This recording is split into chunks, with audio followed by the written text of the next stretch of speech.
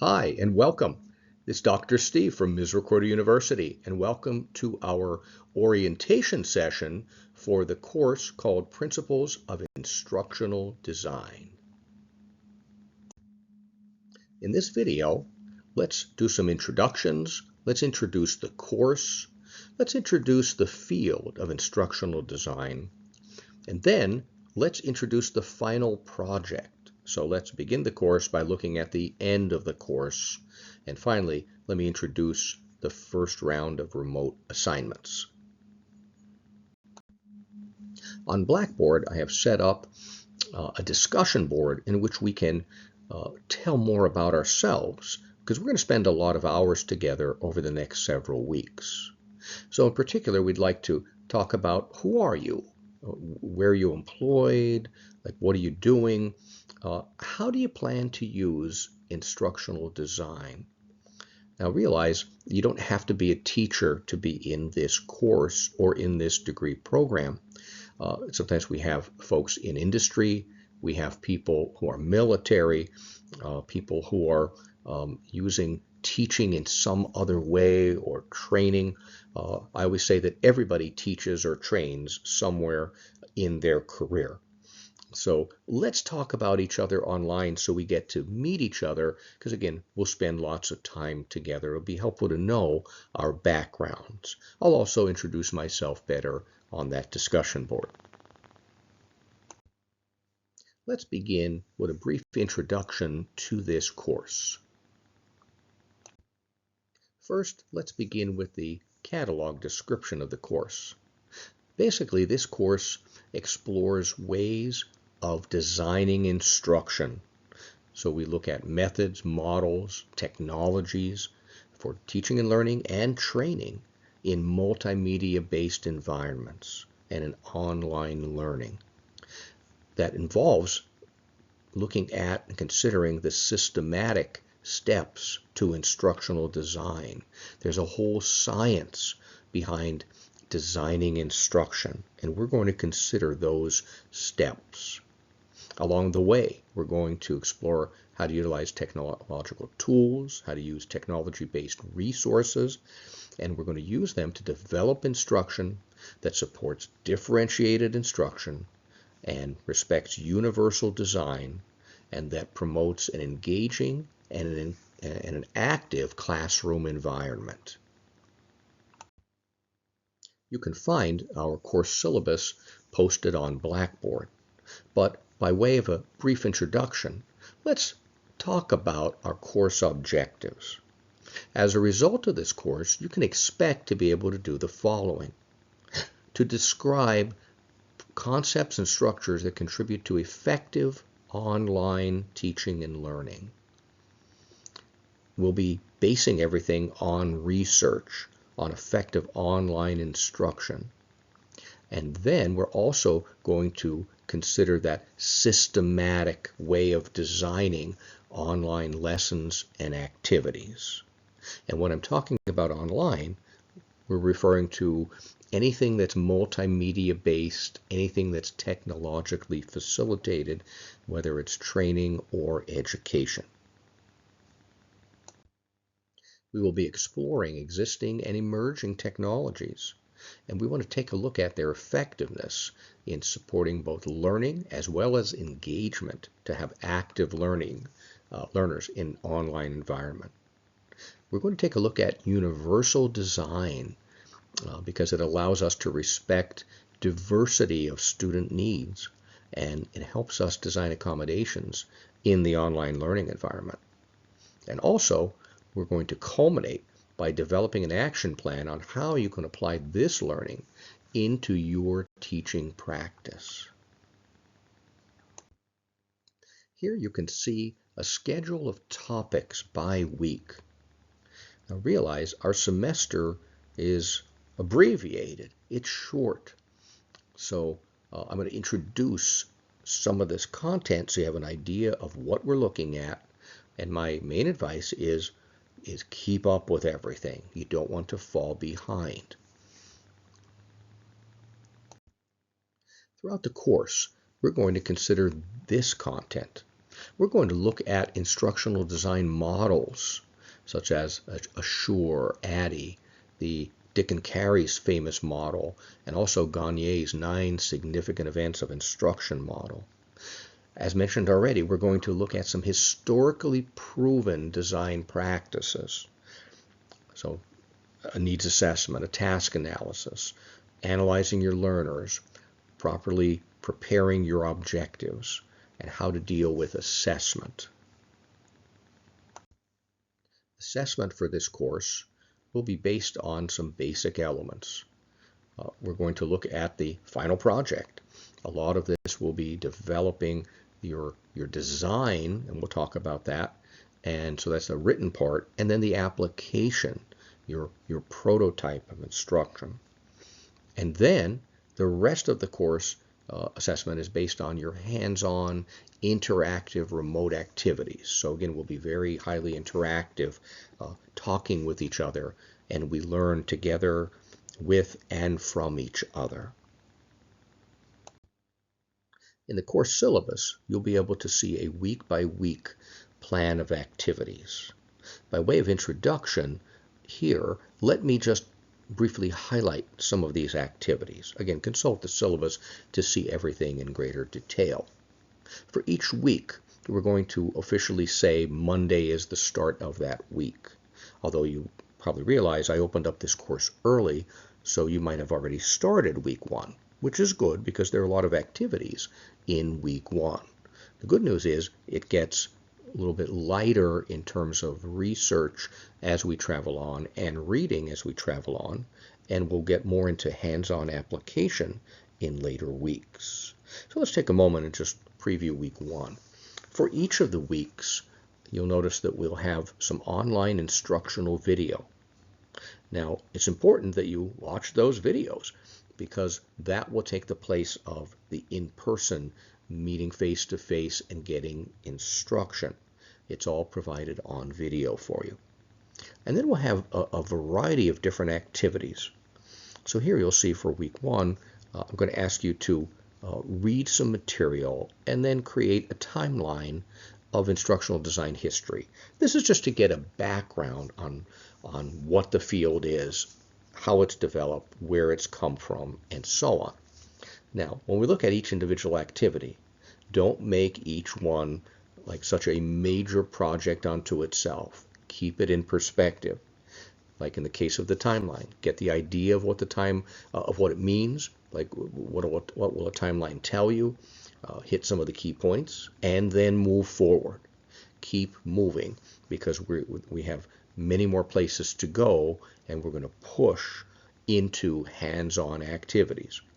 We're going to do a wiki or a shared document on instructional design models. So I'm going to ask you to pick one of the historic models, preview and get a little idea what it is, and then let's divide and conquer and share some information on those. Again, you could make that a life project. Don't do it.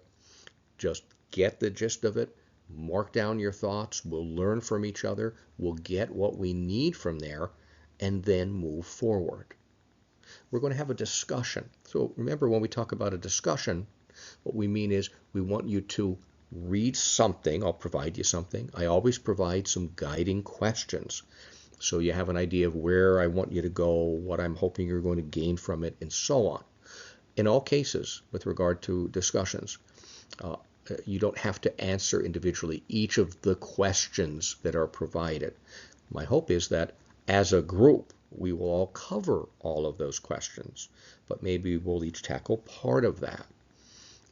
Another part of the discussion is at Misericordia, we ask you to make an initial post and then respond to at least 2 other people. As time goes on, we get to know each other. We start to really get more out of that discussion by interacting together. So remember, a discussion will involve your post plus at least 2 others. And then we'll have a discussion based on the standards. Now, where do you learn about these standards? Remember to watch the course videos that are provided each week. Some are a little longer, some are a little shorter. So we'll read up on those standards, we'll gain some instruction on them, and then let's discuss them, because it's very important to understand the standards on which to base a quality instructional experience for students. We also, for the first week, have a project. Now, a project like this will be redesigning a face-to-face lesson plan to make use of in online learning. Couple thoughts. Number one, not everybody in our course will necessarily be a teacher with access to lesson plans. Don't worry, I've provided you with some lesson plans if you would like to use them. If you have an idea of something that you would like to do in the future, if you're not doing it currently as employment, let's talk. And I'm here to support you in getting what you need out of this course. So that's the first week's set of activities. For each week, we'll say that our course will start, that week will start on a Monday, and then the following week, like Sunday night-ish, we'll expect that you will have completed most or all of those activities. Now, I won't hold you to a deadline and say you have to have it that night or you'll be docked points or anything like that. I'm not going to do that because, life changes and sometimes you'll be able to get things in earlier. Sometimes you need a little more time. That's understandable. But keep up to the best of your ability.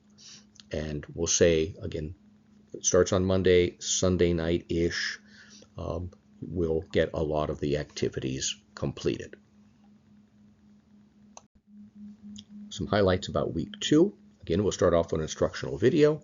We'll have several discussions, and then we're going to have a shared document where we talk about Merrill's first and primary principles of instruction. I hope you'll enjoy, if you're not already familiar with Merrill. He is very forthright, and he's got a lot of great ideas that are very respected in our field. In week 3, we're going to look at very specifically Gagne's model of instructional design. And then we're starting to move into the hands-on area. Let's start producing. Let's take the theory that we learn and let's do something very positive with it. So the first thing we'll look at during week 3, and it's the needs assessment. So we'll ask you to create your needs assessment, and then we'll ask you to, I'm calling these a team effort. We're going to do the same thing with the learner analysis. And again, in the instructional video, we'll talk about it. And if anybody needs any help, just be in touch with me, and I'm always on email, and I'll be right there to help you out. But what my goal here is that when you're working in an area that's maybe a little different than what you've done in the past, like the needs assessment, the learner analysis, and other steps of the instructional design process, what we'll do is we'll share them out with each other. And then we can make comments as needed on each other's. But in addition to that, you look at other people and you get an idea of where you stand and see if you need a little more assistance. In other words, we perfect these things by looking at the work of others, sharing our work, learning together and from each other. Now, on the syllabus, you'll see that we have time allotted for a guided project. What this means is this is not an extra activity. This is time that we're building into the syllabus to allow you to, in this case, start the needs assessment and perfect it, and work on the learner analysis and perfect it, based on what we did in discussing and sharing out with each other. So when you see guided project, other than turning the project in ultimately, this gives you extra time accounted for in the syllabus to work on those projects. And by the way, all of the guided activities, the projects we're going to do, are leading us up to, they're all part of the final project, either the written portion, the design document, or the prototype, the hands-on demonstration of your instructional module. In week 4, we're going to look at, in the instructional video, 2 different areas. We're going to look at the task analysis. I'm going to pause for a second. when you're looking at teaching or training in person, we all get to see someone's face. We get to see the learners and if they're catching it or not. Now, when we look at teaching something in an online environment, depending if it's a synchronous element or an asynchronous element, we may not even see the learners while they're learning this material. So we have to really analyze the tasks. In other words, the content that we're going to teach, we have to know it like 100% in order to teach it effectively. So we're going to focus on task analysis, and we're going to share it out through the team effort discussion. And then we're going to look at universal design, which can really assist learners in the online learning environment, as well as it can assist learners in a face-to-face environment too. By week 5, now we're getting ready to start fine-tuning some of these pieces. Let's start putting it into action. So we're going to look at different platforms, different ways of delivering instruction. And we're even going to look at different ways of using PowerPoint as a medium for instructional delivery. We're going to perfect the objectives of what we're going to teach. Again, the instructional video will talk all about that. And then, again, a group effort, we're going to talk about what is the most appropriate medium for your type of instruction that you're going to deliver. In week 6, we're going to be perfecting our instruction. We'll talk about developing a prototype, meaning if you're going to develop a whole unit of instruction, well, our prototype might be a small portion of that in order to, in quotes, sell your idea for an instructional product to someone, maybe an administrator, maybe a company. We're also going to fine-tune active learning, because anytime you're not having students face-to-face, which includes, by the way, when you have students face-to-face, but it's easier to do there, we want to make sure that students are actively engaging with the content. So this week, you can see we're at the point where we're looking more at active learning and fine-tuning, and it's time to develop all of the parts of the final project and get them ready for sharing together. During week 7, our final time, our final week, we're going to review, we're going to get together and present what we have come up with and what we have learned. And we're going to present, and we're going to do a wrap-up. So the presentation, we'll do a Zoom meeting where we can all get together and briefly share out what we have come up with, what we have developed. And then you'll see that there are several online reflections. It's always good to complete a unit of instruction by reflecting back, like what did I learn and how can I apply it, and how am I going to continue learning about this online teaching, and ultimately let's develop an action plan for implementing change in your teaching practice based on what you gained throughout this course. If you add everything up, you'll notice it totals 500 points for assessment within the course, and it will total 42 hours of instruction and hands-on time. Let's spend a few moments considering what is instructional design. Instructional design is not new. Anyone who knows me knows that I like to start off by looking at seminal research from years ago and bringing it up into our modern day with current research. So if we look at what is instructional design, Merrill and some colleagues in 1996 said it's the practice of creating instructional experiences that make acquiring knowledge and skills more efficient, more effective, and also more appealing to the learner. Now let's look at some very current research provided by the Distance Learning Resource Network. They describe instructional design as a systematic process of creating or adapting instruction So it's systematic, and we already mentioned there are systematic steps involved in designing instruction, and they're saying at least include these steps. Start by defining the problem or the gap of knowledge. In other words, what is lacking by the audience to be served by this instruction, and then that's what this instruction will be meant to address. Define the audience that the instruction is meant to serve. That's critical because we want to make sure that we are choosing appropriate instructional strategies, examples, metaphors, proper use of graphics that are going to be meaningful to that group of learners. Further, develop objectives and assessment strategies. And notice they said objectives and assessment strategies in the same sentence. We'll see that as we travel on and looking at the systematic design of instruction. And they said also you need to select and sequence content and activities that will be appropriate for those learners to solve that problem that you have defined. Then you have to evaluate the instruction, and you're going to revise it based on what you find.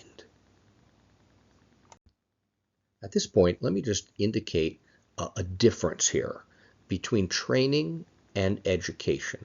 If you're a teacher, for example, K-12 or a college level teacher, we're normally talking about being an educator and dealing in education. So we talk about education, we're talking about the process of imparting or acquiring general knowledge, developing your powers of reason and judgment, and preparing someone intellectually for a mature life. And I chose that definition from dictionary.com. I wanted to choose from some very common sources. Now, by contrast, training, and I went to Wikipedia for this, for a common definition.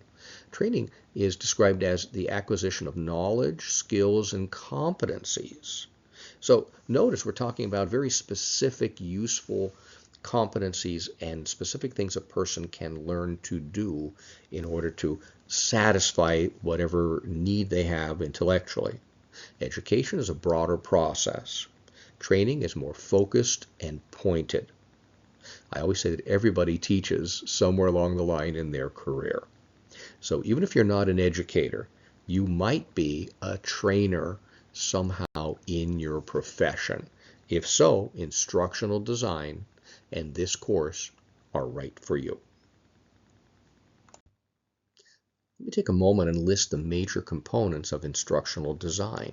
We keep mentioning it's a systematic process. In our course, we're going to consider the needs assessment, the learner analysis, the task that you want the learner to be able to do and perform when the training or the educational unit has been completed. Formulating the objectives. So what specifically will the learners be able to do? And then we look at method, activity, and media selection. And finally, we have to evaluate to see if this unit of instruction has been effective.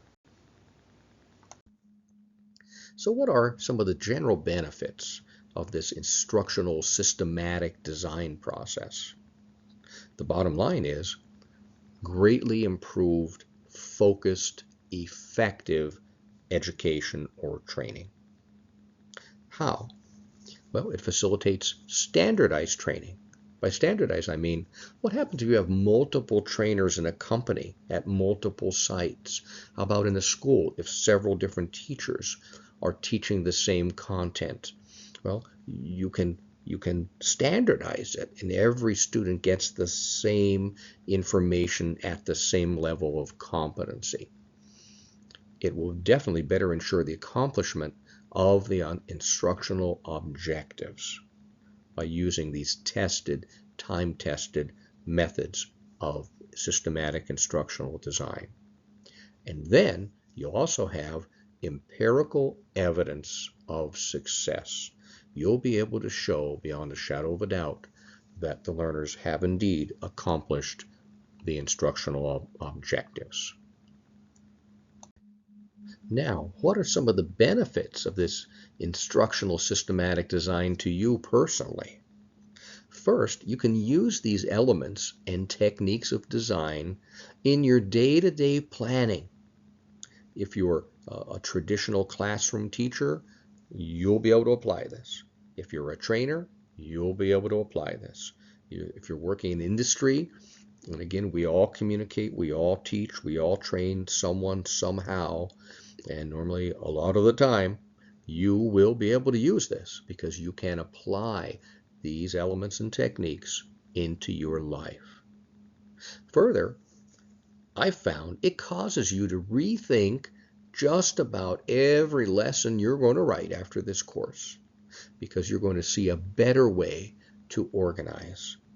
In some cases, a teacher will take a textbook order of topics.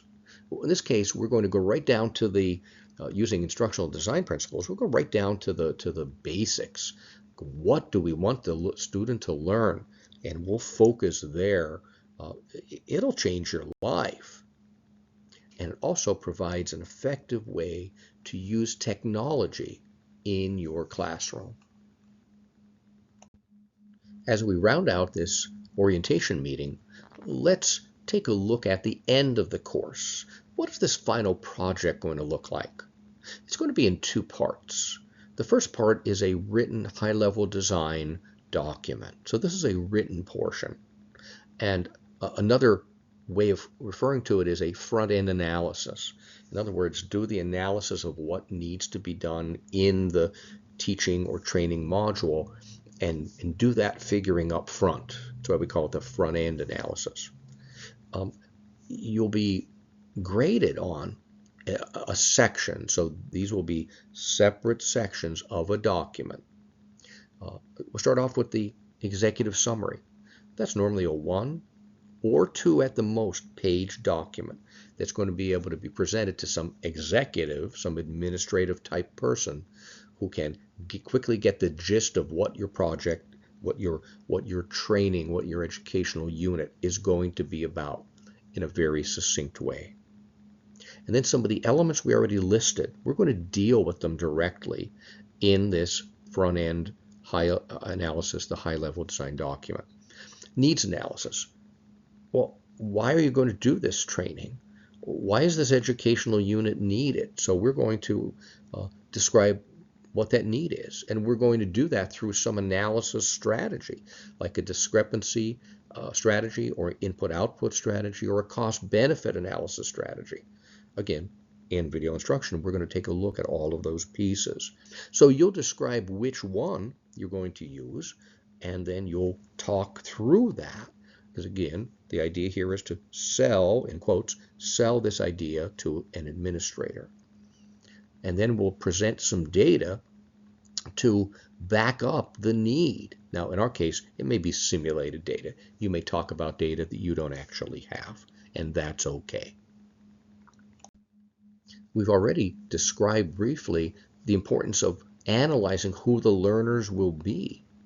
So we'll actually have several sections in this portion of the document. Provide a general narrative of who the audience is. So if you're a 4th grade teacher, well, what kind of students are in there in your class? What are their strengths? What are some of their weaknesses? Can you propose what some of their potential areas of difficulty will be when they look at this content that you're proposing to teach? And from all of that, the most important part of that section is what are some potential strategies that you can use to capitalize on their strengths, to address their weaknesses, and to already work toward solving and working through their areas of potential difficulty. Then we'll present the task analysis. And again, in our course, you saw we're going to be developing all these pieces throughout the weeks. The task analysis is going to be some type of graphic presentation, some type of a listing. It's going to show exactly what an ideal performance of that learning material will be. So let's say, I'll make up something silly, like you're teaching someone how to tie a shoe, which again, if you're in certain levels in education, may not be silly at all. But for our purposes, I'll say it's kind of a fun one to look at. Tying a shoe. All right, well, let's start by really tying a shoe and seeing what all is involved. There's probably about 12 or 15 steps involved. So that's what a task analysis is. And again, in our course, we'll look at that in great detail.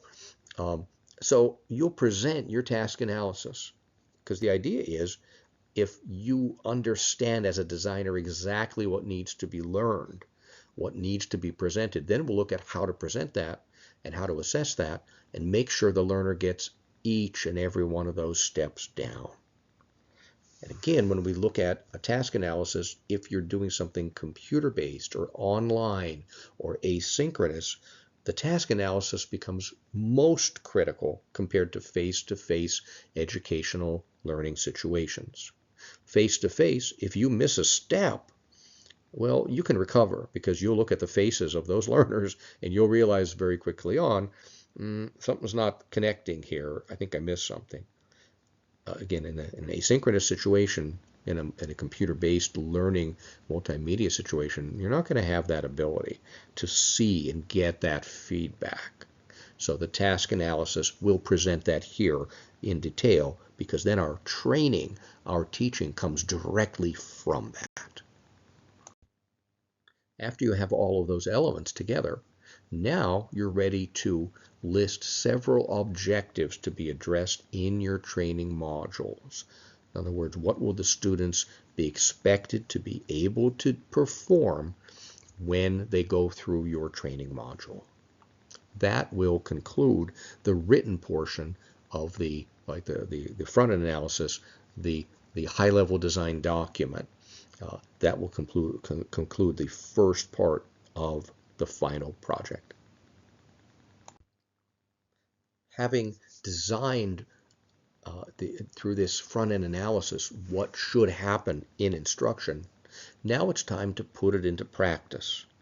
We'll develop what I'm going to call an instructional prototype. Again, if you're going to propose to, I would like to cover all of these different things in training, in an educational module, well, I'm going to take a little portion of that and say that's my prototype. That's the part I'm going to use to demonstrate how effective this educational unit can be, and I can use that, again in quotes, to sell this idea to a school board, to a company, to a principal, to a dean, or some other administrative type person. So when we look at the instructional prototype, you'll be judged on these things. So did you gain the attention of the learner? Did you state the objective? So as you look through this list, you'll find those are many of the things we've already talked about from the first part of this project, which is the design of instruction. Now we get to put it into practice. As part of designing effective instruction, there are a lot of cognitive practices that we have to consider in. Things like working to maintain learner attention, actively involving students in the learning. Don't overload the students cognitively. Use metaphors and analogies. Use mnemonics so that students really understand everything well and so they remember it well.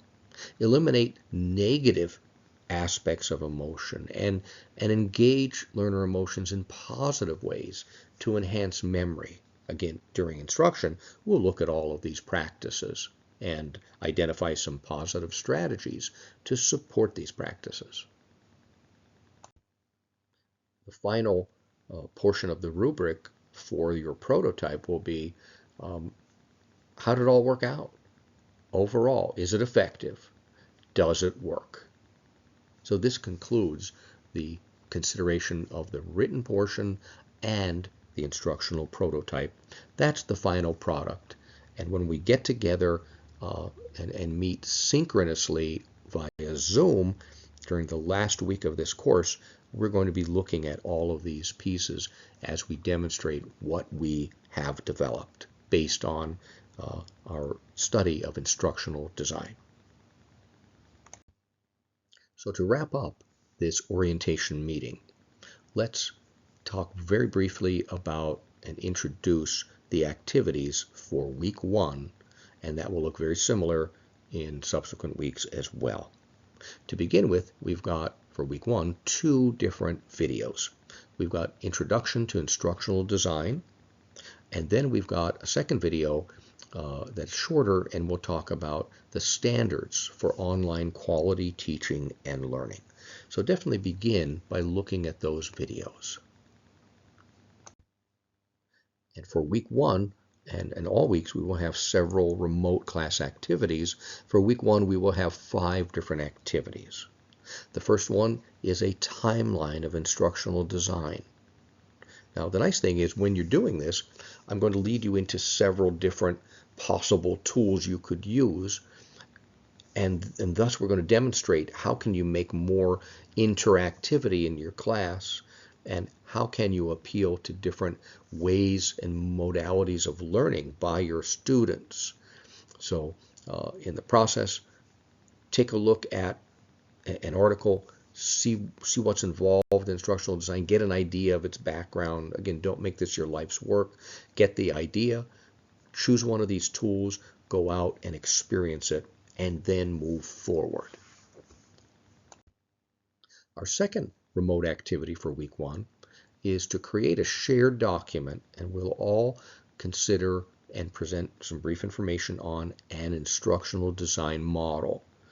So you'll find that I've prepared a link where you can go out and click on this link, which is a shared document itself, to say which model will you choose. And then there's another shared space where we'll just compare, like, what is this model about? How does it compare with the ADDIE model that we looked at in class? And based on all this that you read, what are some positive, negatives, or other insights you have about this?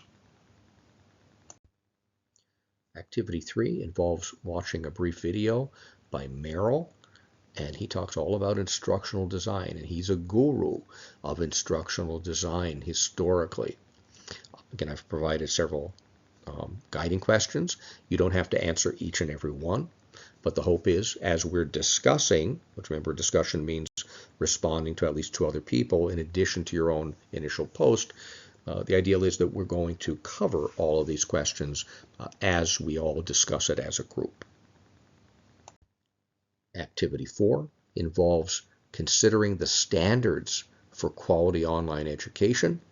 And again, it'll be a discussion, and I will provide guiding questions and look to address some of those questions. But remember, not everybody has to respond to every individual question.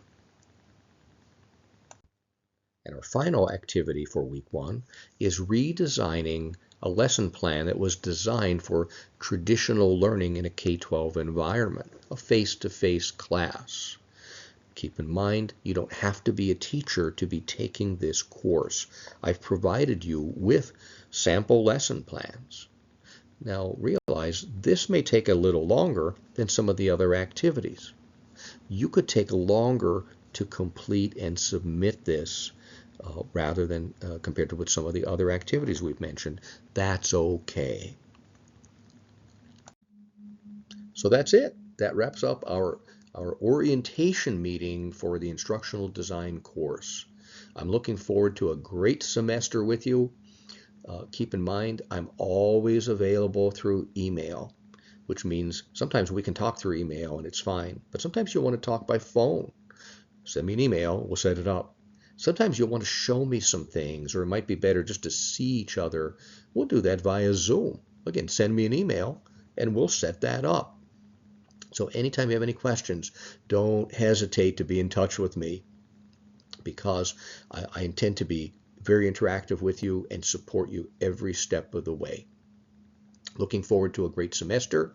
Keep moving forward. Make sure you don't fall behind, and stay in touch. And again, I'll look forward to seeing you throughout the semester. I look forward to seeing you online, and I look forward to seeing what you come up with, what you develop for your final instructional product. Take care, and see you online.